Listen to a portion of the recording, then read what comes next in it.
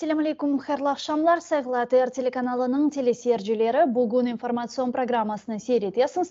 Studiyada sizler için men Gülsüm Halilova çalışan ve yayınımızga teşrif buyurgan musafirimizni selamlamaktan memnunum. Bu İstanbul'da Kırım Tatarlar Derneği'nin yol başçısı, Kırım Tatar Milli Hareket iştirakçılarımızdan biri Celal Bey içten. Celal Bey, selamun aleyküm, hayırlı akşamlar. İyi akşamlar. Aleykümselam. Allah kolay getirsin. Cümlemize. Celal Bey, yayınımıza şunla başlamak istiyorum çünkü artık yeni yıla yaklaşıyoruz. Bir hafta falan kaldı ve Rusya'nın Ukrayna'ya büyük çaplı savaş ilan etmesinden artık 9 ay geçti ve bu 9 ay sürecinde hem Türkiye olsun hem başka ülkelerde olsun bizim diasporalarımızın yaptığı faaliyetler etrafında konuşmamızı niyet ediyorum ve bu yönde tabii ki İstanbul'da yapılan faaliyetler üzerinde konuşacak olursak bu 9 ay içinde Rusya-Ukrayna savaşını göz önünde tutarak, buradaki Kırım Türklerinin durumunu göz önünde tutarak Türkiye kamuoyu sizin fikirlerinize ve hissettiklerinize göre ne kadar bilgili olmaya devam ediyor?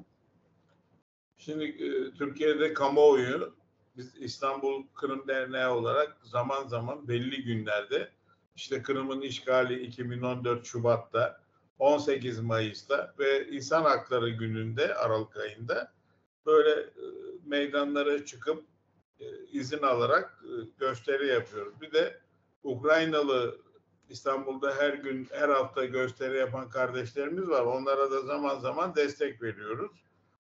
Biz bütün bu faaliyetlerimizi basına duyuruyoruz. Yani bütün televizyon kanalı, gazeteler, radyolar hepsine duyuruyoruz. Ama ne yazık ki burada istediğimiz neticeyi alamıyoruz. Üzülerek söylüyorum. Neden? Çünkü bilmiyorum. Yani böyle sanki bir el bunları durduruyormuş gibi. Mesela biz eskiden büyük meydanlarda gösteri yapma imkanı varken şimdi bu bazı meydanları kısıtladılar. Böyle bir sokak arasında bir köşede işte burada yap filan diye insanların ve ulaşımın zor olduğu yerlerde faaliyetlerinizi burada yapın diye şey yapıyorlar. Biz de o faaliyetleri oraya yaptığımız zaman yeterli sayıyı sağlayamıyoruz. Çünkü ulaşımı zor yerlerde böyle teklif ediliyor ve burada yaparsan yap, yapmazsan yapma gibi şeyler söyleniyor. Biz de kanunlara uyduğumuz için, oralarda yaptığımız için çok fazla basında sesimizi duyuramıyoruz. Mesela devlet televizyonlarına bile haber olarak, yani yazıyla müracaat etmemize rağmen bir Anadolu Ajansı sadece gelip o haber yapıyor genel. Onun dışında yapmıyor. Ama biz bunun dışında bunun yeterli görmüyoruz. İstanbul'daki bütün yabancı devlet konsolosluklarına, fahri temsilciliklerine bu basın bildirimizi gönderiyoruz. Ve onların bu bildirileri aldığına dair elimizde belgemiz var. Yani bunları yapabiliyoruz. Peki Rus propagandası etkisi yüzünden olabilir mi sizce? Vallahi her şey mümkün. Bunlar olabilir. Ben de öyle zannediyorum. Türkiye ile hem Ukrayna ile hem Rusya'nın Türkiye devletinden arasının iyi olması bazı şeyleri böyle kısmen de olsa, yavaş da olsa çok böyle sivri uçlu protestoları pek göstermiyorlar gibi diyeyim, yani öyle söyleyeyim. Yani. Tabii enformasyon desteğin yanı sıra Türkiye'de bulunan Kırım Türklerinin dernekleri sadece enformasyon alanında değil de başka birçok yönlerde de işlerini devam ettiriyorlar ve bu yönler sırasında şu sorun meydana geldi. Zaten Rusya Kırım'da seferberlik, Rusya'da seferberlik ve dolayısıyla işgal edilen seferberlik ilan edildikten sonra Kırım Türklerinin çoğu erkekler ne yazık ki Kırım'ı terk terk etmek zorunda kaldılar ve bizim bilgilerimize göre birçok Kırım Türk'ü Türkiye'ye göç etti. Orayı kendisine daha yakın hissettiği için hem mental hem dini hem dili tarafından. Sizin bilgilerinize göre İstanbul'da şu an çok Kırım Türkleri var mı? İstanbul Derneği'ne ne kadar Kırım Türkleri mesela müracaat ediyor? Sizle istişare ediyorlar mı? Görüşüyorlar mı? Ne gibi yardımlar Kırım Türklerine veriliyor veya verilme imkanları mevcut? Şimdi bizim derneğimize müracaat eden herkese dernek kapılarımız açık. Hı hı. Ve en son yine bir 3 çocuklu bir hanım geldi. Derneğimizde misafir ettik. Baktık çocukları rahatsız olmaya başlayınca dernek olarak bu hanımı bir otele yerleştirdik. İşte çocukları hafif bir soğuk algınlığı vardı. Onlar için yardımcı olduk. Ve yarın veya öbür günde Eskişehir'e gidecek bu aile. Eşi bildiğim kadarından, duyduğum kadarından Ukrayna ordusunda Ruslara karşı savaşan bir kişinin ailesi bu. Ona sahip çıktık. Gerekli bütün yardımları buna yapıyoruz. Derneğimize kim gelirse bu yardımları yapıyoruz. Yalnız ben parantez içinde bir şey söyleyeyim. Bu Kırım'dan gelen kardeşlerimiz burada İstanbul'da Ukrayna Başkonsolosluğu'na müracaat ederek Rus pasaportlarından Avrupa'da serbest dolaşım olmadığı için Ukrayna konsolosluklarına Ukrayna pasaportu almak için müracaatta bulundular. Hı hı. Bu pasaportları alan kardeşlerimiz de ya Almanya'ya, ya Belçika'ya, ya Fransa'ya, bu Batı ülkelerine gidiyor veyahut da İrlanda'ya gidiyor. Yani bu Türkiye'de sanki Türkiye'yi atlama taşı gibi kullanıyorlar. Bu gelen kardeşlerimizin çok az sayıda Türkiye'de kalmak için gayret gösterenleri görüyoruz. Mesela geçenlerde bayağı oluyor, bu 7-8 kişilik bir grup. Hı hı. Sakallı, bıyığı tıraşlı arkadaşlar geldiler. Ailelerinde dernekte 2-3 gün onları misafir ettik. Dedim nereye gideceksiniz? Dediler ki İrlanda'ya gideceğiz. Hı hı. Uçak vakti geldiler. 7-8 kişi toparlandı, İrlanda'ya gittiler. Bunlar hepsi bir uçağa binip gitmek, bu kadar kişinin belli bir maliyeti olan şeyler. Ve İstanbul'da bir de Kırım Tatar Milli Meclis tarafından açıldığını iddia eden bir koordinasyon merkezi diye bir merkez açıldı burada. Onu biliyorum. Bu koordinasyon merkezi bizim yani kontrol değil de bizim haberimiz dışında, bizim bilgimiz dışında faaliyete geçmiş bir kuruluştur. Bu arkadaşlar da neler yapıyorlar, ne yapıyorlar, ne kadar yetkileri var, nereye kadar, bu ofislerinin de kanun boyunca açılıp açılmadığını bilmiyoruz. Ama bildiğim kadarından, duyduğum kadarından Kırım Tatar Milli Meclisi'nin reisinin onayladığı bir şekilde yapıldığı söyleniyor. Olabilir, yardım edeceklerse ama bir şey var, etik bir kural vardır. Hani biz Kırım'a her gittiğimizde normal şartlarda köylerde bile, kasabalarda bile o bölgenin milli meclis reisinden konuşmadan, onların onayını almadan bir çivi bile çakmadık. Yoksa bize bu bölgelerden çok farklı farklı gruplar yardımları oldu, yardım talepleri oldu ve bunların biz hepsini Milli Meclis reisinizle beraber gelin, o sizi onaylıyorsa biz size yardım ederiz şeklinde, bu terbiye içinde 30 sene bu işleri biz böyle yaptık. Hı hı. Ama bu koordinasyon merkezindeki gelen kardeşlerimiz açıldıktan sonra bizim haberimiz oldu. Bu da bizi üzdü. Biz çünkü burada kimseden bağış almadan tamamen insani ve fahri olarak çalışan teşkilatlarız. Bütün Türkiye'de çalışan Kırım Tatar dernekleri gönüllü insanların, fedakar insanların bir araya gelmesinden hayat bulan teşkilatlardır. Biz mesela işte bir aylığımız yok. Ama bakıyorum ben şimdi o koordinasyon merkezindeki arkadaşların İstanbul'da konaklaması, böyle bir ofisi finanse etmesi, sağa sola gitmesi, bunlar hepsi paraya, maddi imkana dayalı işler. Neyse, ben bu koordinasyon merkezlerini onaylamıyorum. Doğru değil. Önceden haberimiz olsaydı, mesela derdik ki bizim 6 katlı bir binamız var. Sizi orada misafir etmiştik Gülsüm Hanım. Evet. Bu binadan bu arkadaşlara bir oda verelim, bir ofis verelim diyebilirdik. Ama öyle bir emirvaki şeklinde oldu ki bu iş bizi çok üzdü. Ama ben şunu anlamaya çalışıyorum. Yani bu koordinasyon merkezinin bağımsız olması, yani kendi maliyetini kapatabilmesi ve bir yardımlar yapabiliyorlarsa ve yapıyorlarsa ve bunu size ne yazık ki emrivaki olarak diyorsunuz, ilan ettiler. Tamam, bu doğru olmayabilir ama yine de böyle bir kurulun teşkil edilmesi, kimseye bağımsız olmaması ve yardım etmesi iyi değil mi? Yani birlikte çok çalışmak, iyi. Biz birlikte itiraz çalışmak etmiyoruz. gibi böyle bir potansiyel olabilir mi? Yani biz bu halkımıza yapılacak hizmete karşı değiliz. Hı hı. Şimdi ben 60 yaşımı geçtim. Ben bu işlere başladığım zaman 30 yaşındaydım. Ve aralıksız olarak söylüyorum.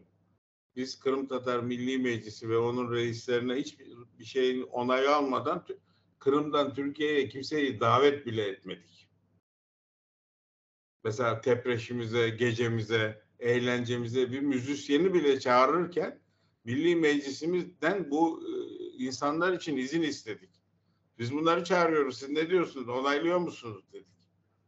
Mesela onaylamadıkları insanları çağırmadık. Biz burada ben koordinasyon merkezini tenkit etmek için söylemiyorum. Bir etik kural vardır. Yani bir terbiyesi vardır bir işin. Bir usulü vardır yani. Usule uygun bir şekilde hareket ettikten sonra milletimize kim hizmet edecekse başımızın üstünde yeri var. Ama daha önce meclis reisimiz onayladı diye söylemiştiniz. Yok, bizim haberimiz olmadan onayladı meclis reisimiz. Hı. Yani bizim bu ofisin açıldığı gün Kırım Haber Ajansı'nda görene kadar kesinlikle böyle bir şeyden haberimiz yoktu.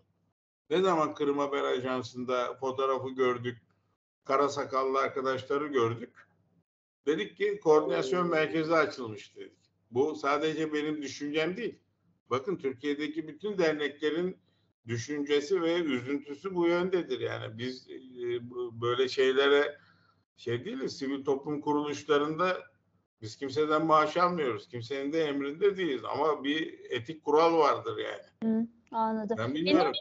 Benim bildiğim bu koordinasyon merkezi ya Büyük Çarplı Savaş başladığından bu yana başta Ukrayna'nın batı bölgesinde kurulan bir toplum ve oradan işte tahliye meselelerinde yardımcı olan bir kesim arkadaşlar vardı orada. Şimdi anladığım bu koordinasyon merkezinin bir filial diyoruz biz buna. Bunun bir kısmı şimdi Türkiye'de ve Türkiye'de bulunan vatandaşlarımıza yardım amaçlı açılmış ama burada etik kural diye söylüyorsunuz. Burada size katılıyorum ama ayrıca da şunu düşünüyorum. Yani benim bildiğim bu koordinasyon merkezinde Kırım Türkleri gençleri var. Doğru mu? Yani genel olarak gençlerden kurulan bir... Öyle diyorlar. Hı hı. Yani şimdi tabii ki gençlerimizin de sizin gibi aksakallar diyoruz biz, sizin gibi bilgileri kişilere, sizin gibi insanlardan tecrübe edinmek, bilgi almak, nasihat almak, tavsiye almak çok doğru. Doğru olurdu diye düşünüyorum. Sizin tarafınızdan da tabii ki gençlerin kanatlarını daha da kırmamak, daha da açmak, canlandırmak da beklenilir diye düşünüyorum. Siz ne düşünüyorsunuz? Ben 30 senedir buradayım. Tam şimdi işte senenin dönmesine birkaç gün kaldı. Tam 30 sene olacak. Evet. Ben kapımı kim çaldıysa, benim kapımdan içeri kim girdiyse kapıdan giren bizimdir. Ben öyle bilirim bu işi. Onun bütün can güvenliği, karnı aç mı, tok mu, ne problemi varsa o bizimdir. Hı hı. Ama sen benim kapımı çalmazsan, benim kapımdan içeri girmezsen, yani ne genç değil, isterse 80 yaşında olsun. Yani bir şey ifade etmez yani. Yani bana saygı göstermiyorsa, ben herkese saygı gösterdim bu 30 sene içinde. Ben kimsenin yaptığı şeyi kötü demiyorum. Sadece usul hatası yaptılar. Hı hı. Tamam. Usul hatası yaptılar. Onun için usul hatası yapan bir adam kendine çok güveniyor demektir. Kendine çok güveniyorsa o zaman kendi işlerini kendi alıp varacak demektir. Biz kimsenin işine karışmıyoruz. Kimseye de mani olmaya çalışmıyoruz. Hı hı. Yani bu problem bu. Onun için her şeyin bir şeyi vardır. Bir yol gidişi vardır yani. Usulü adabı var diyorsunuz. Anlıyorum. Biz Peki. çocuk değiliz. Biz yeni başlamıyoruz bu işlere. Hı hı. Tamam mı? Bizim hayatımız boyunca bu tür Ruslarla mücadele içinde Rusların neler yaptığını milletimize biliyoruz. O koordinasyon merkezi faydalı bile olsa, tamam mı? Yani bir usulü vardır, bir adabı vardır yani. Öyle şey yok yani. Biz kimsenin emrinde, kimsenin maaşlı memuru değiliz yani. Burada sivil toplum kuruluşları. Tamam mı? Gönüllü insanların olduğu yerde. Şimdi bu sadece İstanbul gibi düşünmeyin. Aynı şey Bursa'da, Eskişehir'de, Ankara'da. Buradaki arkadaşların da bu kuruluşa tepkisi var. Sadece benim değil. Zaten bunlar Rıfat Bey'e de anlatıldı, söylendi. Yani nasıl bir yol bulunur, nasıl bir düzeltilir bu işler ben bilmiyorum yani. Bu sıkıntılı bir durum. Yani Türkiye'deki diasporayı, yani nüfusun %10'unu teşkil eden bir diasporayı yok sayarak siz bir işe yaramıyorsunuz. Bak biz ofis açtık çalışacağız gibi mana da çıkar bu işten. Ben öyle bir mana çıkarmak istemiyorum ama bunu duyanlar, görenler, Facebook'ta haberini görenler hemen telefon açıyor. Ne oluyor abi? Ne oluyor? Neler yapıyorsunuz? Bu kim bunlar? Siz bir işe yaramıyor musunuz? Demek ki yaramıyorsunuz ki Milli Meclisiniz böyle bir teşkilat kurdu İstanbul'da diye telefonlar geliyor. Peki İnsanlar böylece yani birleşmek mantıklı değil mi yani sizce? vallahi bu Türkiye'de bir laf vardır. Düğün geçtikten sonra kınayı şey derler biliyor musun? Canlı yayında söylemeyeyim ben Gülsüm Hanım. Kırım'da da söylüyorlar bunu. Değil mi? Yani biz kimseden bir bedel istemiyoruz. Bakın benim kapım derneğin kapısı herkese açık. Kapıdan giren Allah'ın emanetidir. Ona biz bakarız. Tamam mı? O bizim başımızın tacıdır.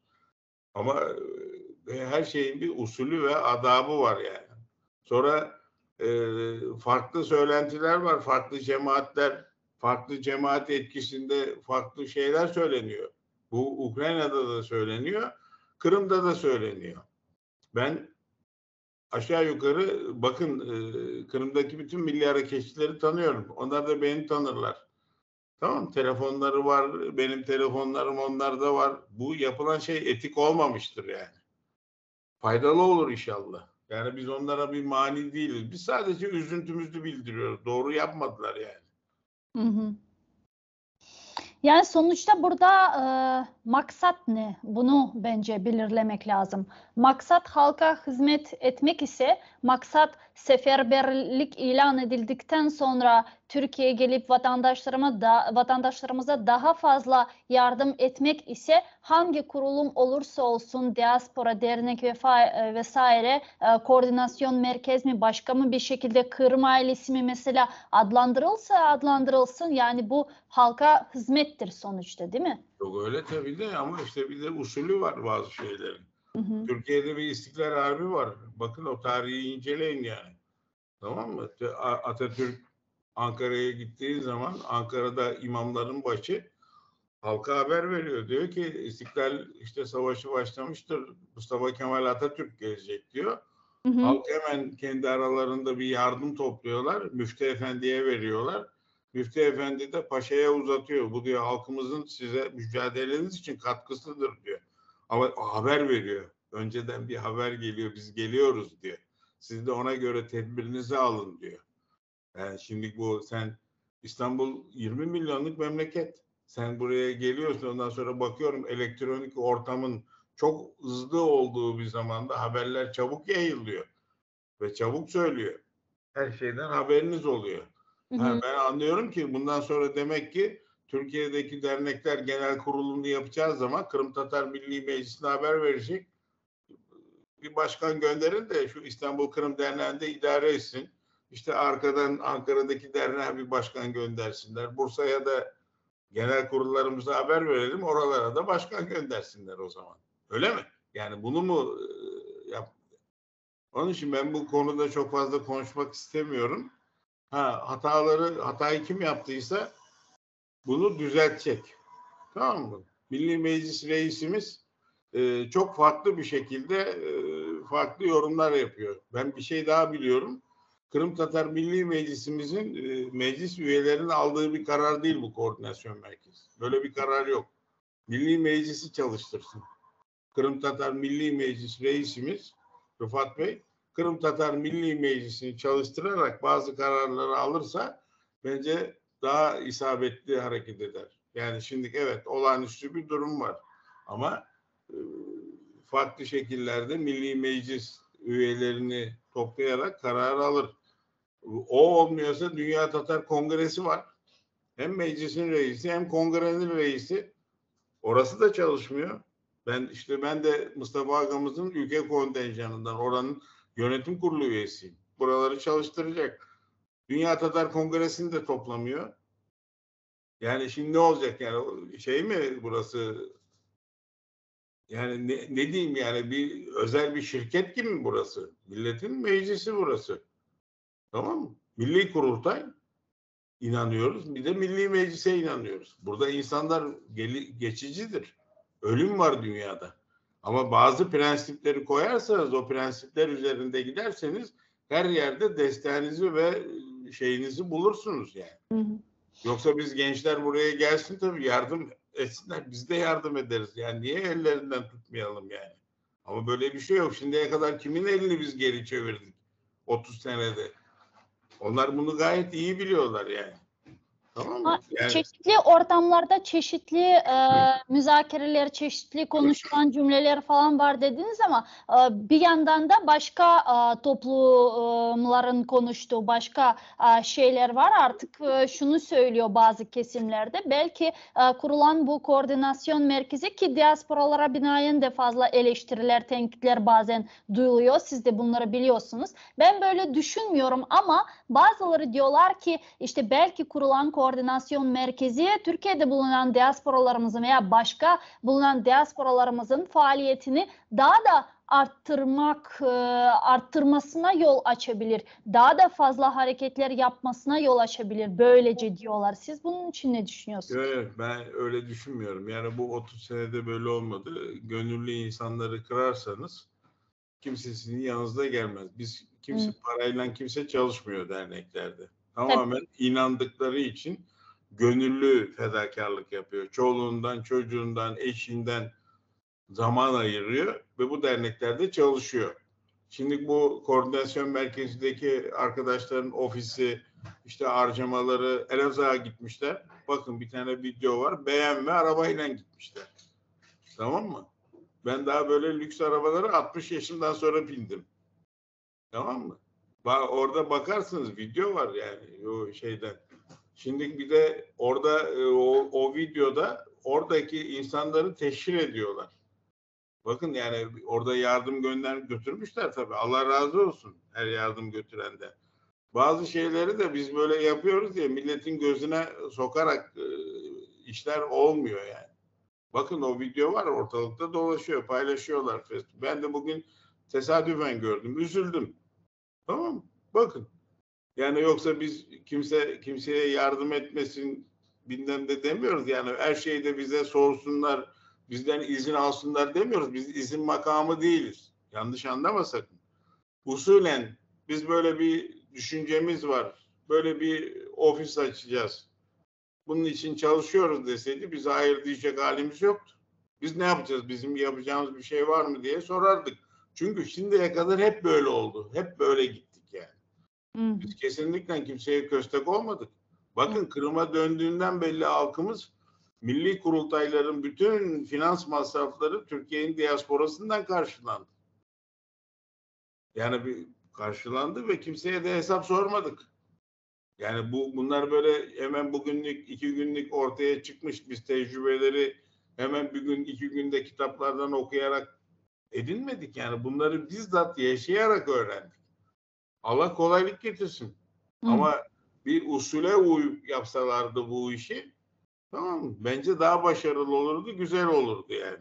Anladım. Yani bu konuda sizin fikirlerinizi almak çok önemliydi bizim için. Ben ümit ediyorum ki yakın zamanda bu merkez temsilcileri de belki yayınımıza onları da bağlarız. Onların da bir bakış açısını dinlemeye ihtiyacımız olur ama. Bağlayın tabii. adam şimdi koordinasyon merkezine birisi mesaj attı. Şimdi ismini bilmiyorum.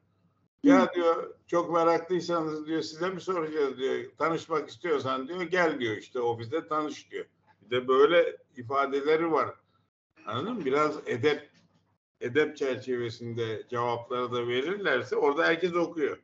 Yani ben nasıl okuduysam başkaları da okudu. Ha, bunlar buraya Ali Kıran Başkesen gibi gelmişler ifadesi. Yani oradaki paylaşımdaki yazıların manası budur.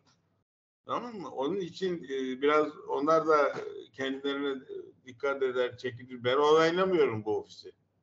Tamam mı? Onun için şimdi bunun için çok söyleyeceğim bir şey yok. Anladım. Kırım Tatar Milli Meclisi meclis üyeleri toplanacak. Böyle bir koordinasyon için karar alacak. Yani ben yaptığımdan olmaz yani. Milli Meclis reisimiz burada nasıl söyleyeceğim ben bilmiyorum ama doğru bir hareket değil bu. Tamam mı? Usule uysaydı kesinlikle böyle bir sıkıntı yoktu. Tamam mı? Usule uymak meselesi.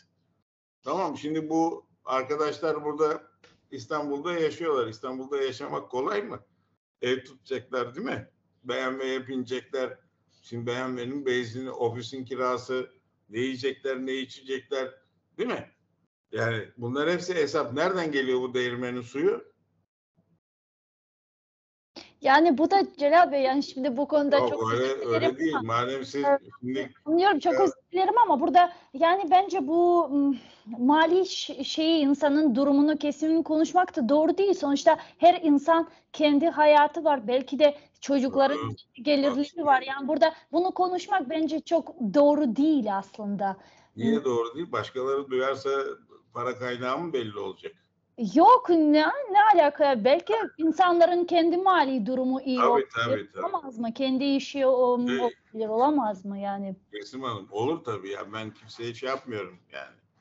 Bu sorulan sorulardan birisi yani. Onun için hatırlatayım dedim yani. Anladım. Peki bu geçen İstanbul'da Kırım Günleri diye bir etkinlik geçti. Onu da seyrettik. Ukrayna devlet temsilcileri de geldi. Kırım'da Ukrayna Cumhurbaşkanı temsilcisi Tamila Taşva, Milli Meclis Reisimiz Rifat Agaçubarov, elçilikten vesaire Ukrayna devlet adamları geldi. Siz de katılım sağladınız.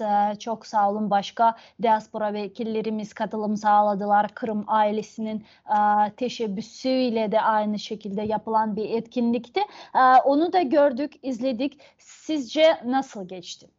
Bence başlangıçta plan olarak böyle masa etrafında toplanıp konuşulduğu zaman çok güzeldi. Eksik bir şey yoktu. Ben bu toplantıya çünkü bizlerden önce Hanife Hanım gelip Ukrayna Başkonsolosluğundan konuşmuşlar, bir plan yapmışlar. Tamam.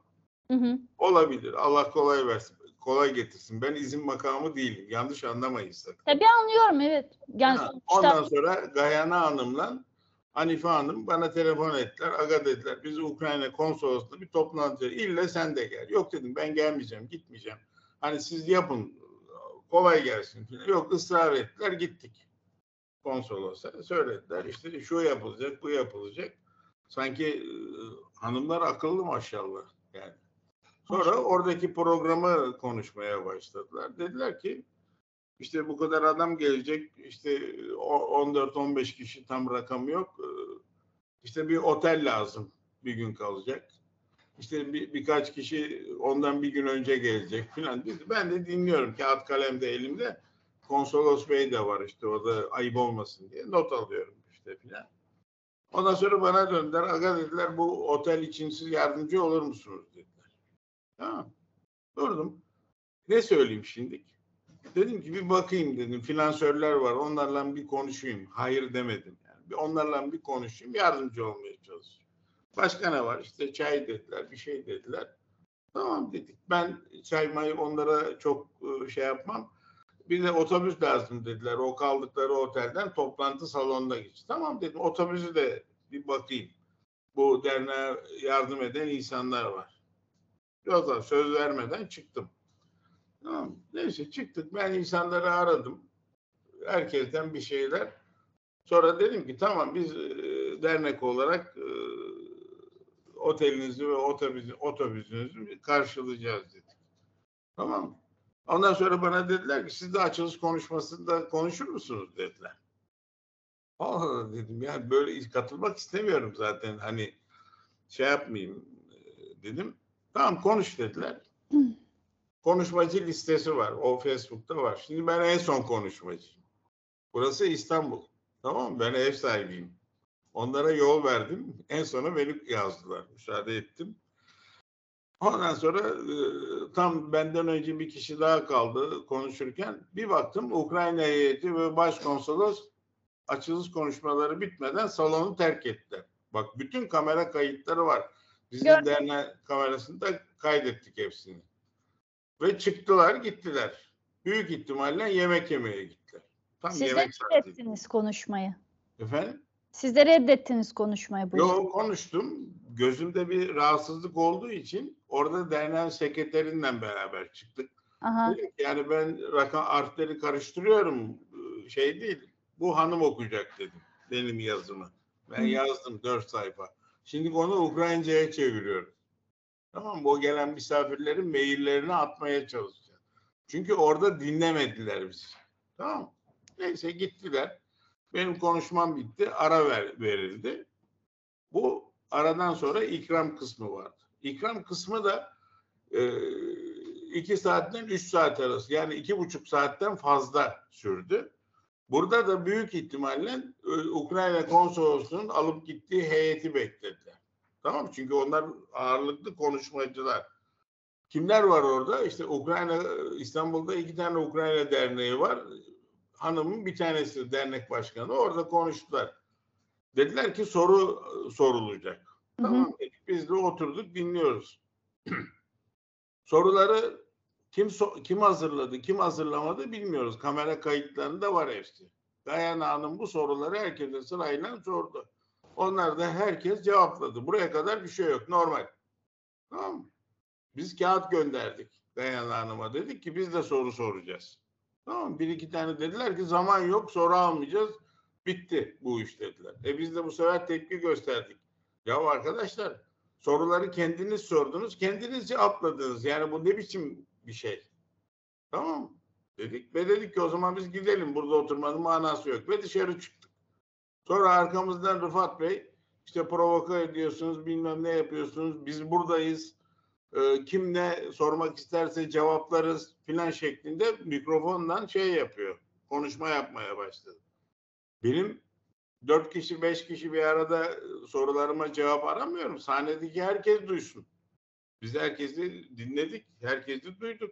Maksadım orada Ukraynalı vekillere yani Ukrayna devlet görevlilerine bizim Kırımlıların dışındakilerine diasporanın aklındakini fikrindekini kibarca soracaktık. Sorumuz da şuydu. Biz Kırım afişte yazıyordu Kırım Ukrayna diye. Orada fotoğraflarda görürsünüz kameralarda. Evet dedik. Biz 30 senedir Kırım Ukrayna diye söylüyoruz. 30 senedir söylüyoruz. Siz ne yapıyorsunuz? Dur bakalım bir dakika acele etmeyin dediniz. Sonra ne oldu? Ruslar geldikten sonra evet Kırım Ukrayna. Evet yine Ukrayna diyoruz. İşte burada yerli ve kökenli halk kanununu kabul ettiniz. Bu yerli ve kökenli halk kanununun bunun altyapısını halk kanunlarını ne zaman çıkaracaksınız diye sorumuz bu olacaktır. Ama sormamıza fırsat vermediler. Ama bize son anda çıktık.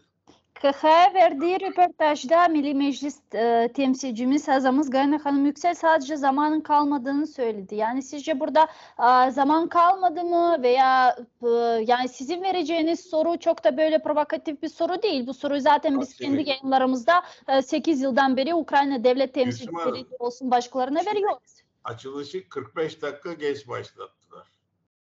Öğlen paydosunda başkonsolosu beklediler. Bütün kamera kayıtları var. Tamam mı? Konsolosumuzun işi olabilir. Gidebilir, acildir, devlet görevlisidir. Ama sen bunu vaktinde, saatinde başlatacaksın. Tamam mı? Millet orada kimse asker değil. Bir de iş zamanı, iş gününde böyle bir toplantı yapıldı. Cuma günü İstanbul'da en hareketli iş günü. Kendileri saate zamana uymadı. Hanife Hanım bunu Eskişehir'de söyledi. Ben seyrettim kamerada. Dedi ki orada zamanı iyi ayarlayamadık dedi. Aksilikler oldu dedi. Hı hı. Tamam, biz kimseyi kabahatlemiyoruz. Ama orada bir iki tane ayağa kalktık artık. Bir iki tane soru alıp bu işi geçiştirebilirlerdi. Yani 5'er dakikadan 10 dakika, bilemedin 15 dakikalık bir şeydi. Bunu yapmadılar. Hı hı. Tamam. Sanki böyle farklı bir sorun bekliyorlardı artık, ne şey yapıyordu bilmiyorum. Oraya da katıldığıma çok pişmanım. Bir daha da böyle organizasyonlara İstanbul Kırım Derneği olarak destek vermeyiz. Bir de İstanbul Başkonsolosluğu'nun bir konuşması var orada. Bakın, bizde kamera kayıtları var. Diyor ki biz diyor İstanbul'da diyor koordinasyon merkeziyle diyor ortak çalışıyoruz diyor. Tamam, söylüyor. Orada da onu ifade etti. Yani biz aptal değiliz ya. Tamam mı? Burası İstanbul. Bu İstanbul'dan başka şey yok, köy yok. Tamam mı? Biraz insan akıllı olur. Yani böyle sanki birilerine laf dokundurur gibi değil. Şimdi Mustafa Aga emir vermişti 2013 senesinde 18 Mayıs'ta. Demişti ki Ukrayna konsolosluklarının önüne gidin, protesto edin demişti. Tamam mı? Bak, Türkiye'de tek biz gittik o konsolosluğun önüne, protesto ettik. Tamam mı? Şimdi ben şey yapmıyorum. Bunları söylerken işte kavga çıkaracağım veyahut da onu tenkit ediyorum demiyor. Herkes ne söylediğine dikkat edecek. Tamam mı? Ben de dikkat edeceğim. Onlar da dikkat edecek. Kim ne yapıyorsa bir usul var. Usule uygun bir şekilde hareket edersen, tamam mı, abdest almadan namaz kılamazsın yani. Bu işler böyle. Tam 30 sene geçti Gülsüm Hanım. Yani ben çoluğumu, çocuğumu, ailemi çok yerde ihmal ettim. Şey yapmadım. Milletimin işinden uğraşmak için. Yani bir usulen bir yavaşçacık bir telefon bile edilseydi bu işler böyle olmazdı. Tamam mı? Onun için ben çok şey yapmıyorum. Milli Meclis Reisimiz usulüne uygun çalışacak.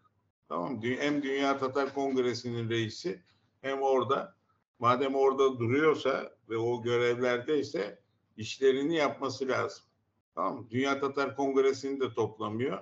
Milli Meclis'in almadığı kararları da uygulamaya çalışıyor. Tamam, ben bunları öğrenebiliyorum.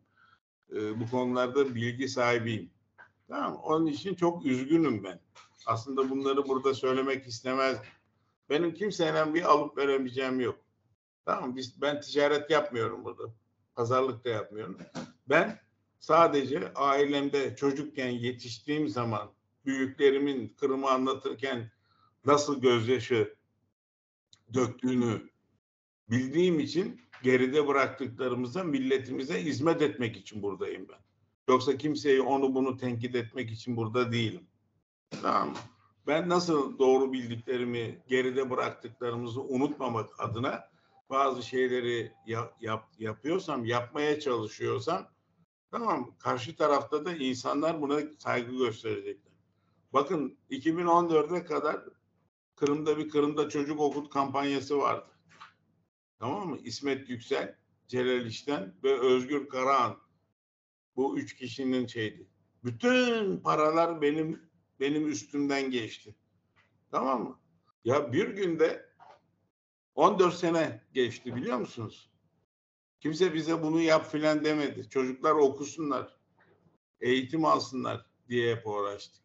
Şimdi yine böyle bir kampanyamız var. İşte her sonda Kiev'de yine öğrencilerimiz var ve İstanbul'da da burs veriyoruz. Onlara bir ufak destek yapmaya çalışıyoruz. Okusunlar, iyi insanlar olsunlar. Düşmanlarımızdan üstün olsunlar diye gayret ediyoruz. Tamam mı? Onun için şimdi ben çok üzgünüm aslında. Burada bunları söylemek istemezdim. Keşke başka şeyler söyleseydim, başka şeyler anlatsaydım. Keşke, çünkü ben de bunları duyduğum için aslında gerçekten çok üzgünüm ama Allah insana akıl vermiştir. böyle bir şey de var. Akıla göre hareket edilirse, akıla göre hareket edilirse her şey yolunda gider. Tamam mı? Her şeyin bir şeyi vardır. Tamam mı? Olmaz yani. Bazı şeyler olmaz yani. Anlayayım ama bunda da biliyorsunuz aslında bizim beklemeyenimiz çok fazla şeyler oldu. Kırım işgalini hiç kimse beklemedi ve Kırım işgal edilgenden sonra da biz böyle force major bir seviyeye düştük. Force major bir atmosferge düştük ve şüphesiz ki bu atmosferde, şüphesiz ki bu muhitte çeşit türlü kararlar alınabilir, çeşit türlü hatalar da olabilir, yanlışlar da olabilir ama ne yazık ki savaş şartlarında ve işgal şartlarında bunlarını es geçmeye de mümkün olmaz ve bazı noktalarda da hoşgörüde olması lazımdır ve bunda mühim olan şey halka hizmet etmek her taraftan. Yok, biz hoşgörüde oluyoruz ve halka hizmet ediyoruz. Ben şimdi burada kimseyi suçlamıyorum. Şimdi Kırım Tatar Milli Meclis reisimiz Ukrayna parlamentosunda senelerce Ukrayna vekilliği yapmış birisidir. Devlet tecrübesi vardır. Orada bir usul vardır devlet yönetiminde. Yani şimdi bir 20 yaşındaki bir çocuktan bahsetmiyoruz yani. Tamam mı? 65 yaşında hayatı tecrübelerle geçmiş bir adamdan bahsediyoruz. Tamam da her şey bir insanın da omuzuna atılmaz ki. Yok. Bu şey değil. Onun yardımcıları vardır. Ona göre ortak çalışılırsa ben İstanbul Kırım Derneği'nde her şeyi kendim yapmam mümkün değil. Yardımcılarım var. 6 tane yardımcım var benim yönetim kurulunda. Tamam. Beraber ortak bir şekilde çalışıyoruz. Ben kimseyi suçlamak için söylemiyorum ama hata yaptılar yani. Bunu kabul etsinler artık. Anladım. Yani böyle bir şey yok yani. Ayıp denen bir şey vardır yani. Yoksa biz birisinden hesap sormak için ben bugün buraya çıkmadım yani. Anlayayım. Umut edemiz ki bu mesele yakın vakitte çözülür ve biz hepimiz büyük bir halk olarak halk yönelişinde hizmet etmeye devam ederiz ve bu gibi münakaşalar aramızda olmaz. Zira bunlar bizi zayıflaştıra, hiçbir şekilde kuvvetleştirmez. Evet doğru söylüyorsunuz. Ben katılıyorum tabii. Akılla hareket edip ortak hareket etmek lazım. Ya buna Celal Bey son olarak ne yazık ki çok fazla vaktimiz yoktur. Artık ya tahminen 45 dakika yayındamız. Şunu soracak idim. Şimdi savaş şartlarını qaytacak olsak, Ukrayna'nın direnişini qaytacak olsak, bizim faaliyetlerimizge aslında halkımızın geleceğini Kırım'da nasıl görüyorsunuz ve hakikaten de özümüzün vatanımızga, özümüzge qaytmamız için bizim muhtariyetimiz elde edilmesi için şimdi nasıl faaliyetler alıp barılmalı?